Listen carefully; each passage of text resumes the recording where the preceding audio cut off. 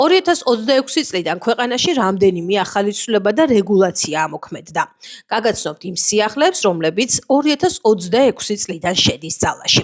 საზღვარგარეთ დასაქმების სააგენტოებისთვის 2026 წლის 1 თებერვლიდან გარკვეული ცვლილებები ამოქმედდება. უფრო კონკრეტულად, ცვლილებები შედის საქართველოს ფარგლებს გარეთ შრომით მოწყობასთან დაკავშირებული საქმიანობის სერტიფიცირების წესში.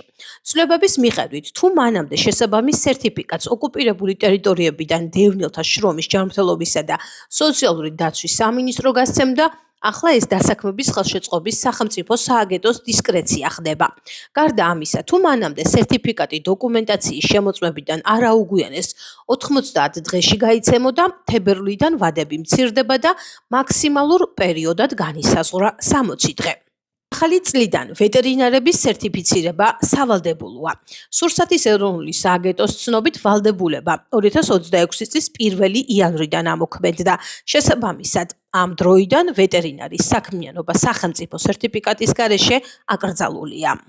2026 წლის ივნისიდან გიდების სერტიფიცირების შესახებ კანონი ამოქმედდება. კერძოდ, ტურიზმის შესახებ საქართველოს კანონში შეტანილი ცვლილებების თანახმად სამთო გამყოლის, სათხილამურო გამყოლისა და ალპური გამყოლის საქმიანობას ახორციელებს მხოლოდ შესაბამისი ავტორიზაციის მქონე სერტიფიცირებული ფიზიკური პირი. ამასთან მის სერტიფიცირებას ახორციელებს საქართველოს ტურიზმის ეროვნული ადმინისტრაციის მიერ ავტორიზებული პერსონალი სერტიფიცირების ორგანო. რაც შეეხება სანქციების ნაწილს, სამთო გამყოლის, სათხილამურო გამყოლის, ალპური გამყოლის საქმიანობის განხორციელება იმ პირის მიერ, რომელსაც არ აქვს შესაბამისი ავტორიზაციის მქონე პერსონალის სერტიფიცირების ორგანოს სერტიფიკატი, გამოიწვევს დაჯარიმებას 1000 ლარის ოდენობით. ხოლო პროფესიული პასუხისმგებლობის სავალდებულო დაზღვევის პოლისის არქონა გამოიწვევს დაჯარიმებას 500 ლარის ოდენობით. 2026 წლის 1 იანვრიდან აღარ გრძელდება მიწების სისტემური რეგისტრაციის უფასო პროგრამა. შესაბამისად, იანვრიდან მიწების რეგისტრაცია მხოლოდ სპორადული წესით არის შესაძლებელი. იმ მოქალაქეებს, რომლებმაც ნაკვეთების საკუთრებაში გაფორმება სისტემური რეგისტრაციის ფარგლებში სხვადასხვა მიზეზით ვერ შეძლეს, ვერ მოასწრეს, მიწების დარეგისტრირება მხოლოდ სპორადული წესით შეეძლებათ 2027 წლის 1 იანვრამდე.